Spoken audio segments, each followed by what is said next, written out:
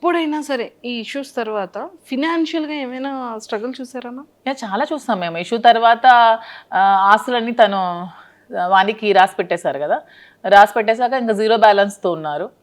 అప్పుడు ఇద్దరం కూర్చొని ఏం చేయాలి, అతను కొంచెం టెన్షన్ అయినప్పుడు నేనే ధైర్యం చెప్పి పేరెంట్స్ నాకు ఇచ్చిన ప్రాపర్టీస్ని సేల్ చేశాను నేను ఈ బిజినెస్ కోసం.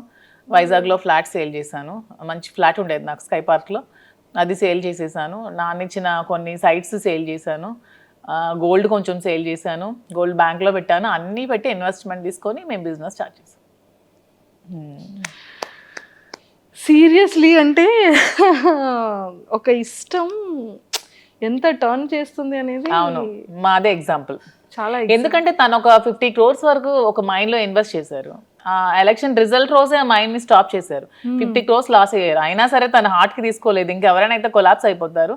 అయినా సరే చాలా స్ట్రాంగ్ గా నిల్చున్నారు. ఎందుకంటే తను ఎప్పుడు మనీని అంత ప్రయారిటీ ఇవ్వరు కాబట్టి దేనికి కృంగిపోరు, దేనికి పొంగిపోరు, నార్మల్ గా ఉంటారు. తను ఏదైనా సరే చాలా బ్యాలెన్స్డ్ గా తీసుకుంటారు. సో ఆ టైంలో నేను ధైర్యం చెప్పి సపోర్ట్ చేస్తూ బిజినెస్ స్టార్ట్ చేసాం. ఏదైనా ఒక మగవాడి సక్సెస్ వెనకతలో ఒక ఆడది ఉంటుంది. ఆడదాని సక్సెస్ అని కూడా మగవాడు ఉంటాడు. ఇద్దరికి ఇద్దరికి బ్యాలెన్సింగ్ గా ఉంటుంది. సూపర్.